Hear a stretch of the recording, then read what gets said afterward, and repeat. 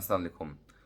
जैसा कि आपको मालूम है कि बजट जो है तकरीबन 2-3 हफ्ते बाद पेश किया जाएगा और बहुत सारे लोग पूछ रहे हैं कि जी गाड़ियों की कीमतें कम हो जाएंगी, अभी कम हो रही हैं, ट्रेंड चल रहा है, तो हम वेट कर लेते हैं। तो मैं आपको बताता हूँ कि पहली चीज़ तो ये कि लोकल गाड़ियों की बात करें तो होंडा ने, टोयोटा ने और हुंडई ने तो किसी किस्म की कीमत में कमी का ऐलान किया ही नहीं है। और दूसरी बात ये कि सुजुकी ने भी सिर्फ स्विफ्ट के अंदर किया है। तो ये बड़े आपके जो मैन्युफैक्चरर्स हैं वो ये हैं, हेवल ने भी कीमत नहीं कम की। ठीक है। अच्छा, अब जो बाकी हैं वो कोई उनकी पहले ही सेल्स लो थी, उनको कम करना उनकी मजबूरी भी थी कुछ हद तक। और किया ने जो किया है वो सिर्फ स्पोर्टेज में 1 माह के लिए स्पोर्टेज में कम किया है और स्टॉनिक को जो उन्होंने कम किया है उसकी जो वजह मुझे बताई गई थी, अब अल्लाह बेहतर जानता है। लेकिन कि कुछ फंड्स इकट्ठे किए हैं कंपनी ने, वो सोरेंटो हाइब्रिड लेके आना चाह रहे हैं, उसके लिए कुछ इन्वेस्टमेंट की खुल गई है अपने स्टॉनिक के डेड स्टॉक से। ये एक मेन वजह थी जो मुझे बताई गई है। तो मकसद बताने का ये है कि कीमतें जो कम होनी थी मेरा ख्याल है कि अब हो चुकी हैं, तो लोकल गाड़ियों में तो मज़ीद शायद कम ना हो। तो अगर आप गाड़ी लेना चाहते हैं, मेरा नहीं ख्याल कि बजट में कीमतें को ख़ास फ़र्क पड़ेगा कीमतों में, लेकिन ज़रा ऑब्वियसली जो आपको बेहतर लगे वो आप करें। लेकिन जो मेन थीम, जो मेन बात मेरा अभी जो प्राइस के रिलेटेड था वो ये था इम्पोर्टेड गाड़ियों के बारे में।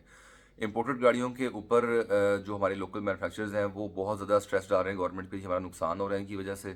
तो इन पर या तो शदीद किस्म की ड्यूटी लगाई जाए दोबारा से, आरडी, जिससे एक छोटी गाड़ी की कीमत कम से कम 5 से 10 लाख के दरमियान बढ़ सकती है। यूजली 6-7 लाख का फ़र्क पड़ जाएगा। 660 सीसी की बात कर रहा हूँ। 1000 सीसी में भी तकरीबन को 7 से 8-10 लाख का। और बड़ी गाड़ियों में डिपेंडिंग कि उसकी इंजन कैपेसिटी क्या है। तो अगर तो आपने गाड़ी लेनी है, मेरा मशवरा है कि इंपोर्टेड गाड़ी आपने लेनी है ना, तो अभी आप मार्केट से ले लें, बजाय कि आप बजट के बाद वेट करें। बजट में कीमतें या तो स्टेबल रहेंगी, ड्यूटी स्टेबल रहेंगी, या बढ़ जाएंगी। क्योंकि जो लोकल मैन्युफैक्चरर्स हैं वो तो बैन लगवाने के इरादे में है कि बैन ही लग जाए किसी तरीके से, जो कि गवर्नमेंट नहीं करेगी। आईएमएफ भी कहता है इंपोर्ट बैन ना लगाएं, ये वो मामला है। वैसे भी बस वो ड्यूटी बढ़ा देते हैं इतनी कि गाड़ियाँ बहुत कम इंपोर्ट हों। जहाँ 100 गाड़ी आ रही थी वहाँ 10 भी ना आए। ठीक है। तो या तो ड्यूटीज़ इतनी रहेंगी या बढ़ जाएंगी, कम नहीं होएंगी। तो मतलब आपका या तो नुकसान होगा या आपका फ़ायदा नहीं होगा, या उतने में ही आपको गाड़ी मिलेगी। तो इन शॉर्ट ये कि आपका नुकसान हो सकता है लेट करके डिसीजन। तो अगर आपने गाड़ी लेनी है इंपोर्टेड, तो मेरा मशवरा ये है कि आप ले लें, चाहे वो हमसे लें चाहे किसी से लें। मेरा मकसद ये नहीं है कि हमसे लें गाड़ी, मेरे पास तो वैसे भी अल्लाह का शुक्र है कि इस टाइम स्टॉक नहीं है ज़्यादा। ईद पर हमारा सेल हो गया था। तो मेरा अब ये मशवरा है, ये मैं आपको अपनी गाड़ी बेचने की कोशिश नहीं कर रहा।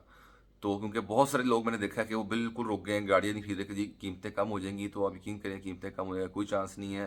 अल्हम्दुलिल्लाह इस टाइम रुपी और डॉलर का जो रेट है वो भी स्टेबल है। तो इसमें भी कोई ख़ास कमी मुतवक्को नहीं है फ़िलहाल। तो इसलिए जो आपने फ़ैसला करना है आई थिंक कर लें। बजट के बाद हो सकता है कि रजिस्ट्रेशन कॉस्ट बढ़ जाए, या फिर जो है वो ड्यूटीज़ बढ़ जाएँ, कुछ भी हो सकता है। तो इन शॉर्ट वीडियो बनाने का मकसद ये था कि अगर आपने गाड़ी लेनी है, ख़ास इंपोर्टेड गाड़ी, तो मेरा ख्याल है आपको वेट नहीं करना चाहिए। बहुत शुक्रिया। अस्सलाम वालेकुम।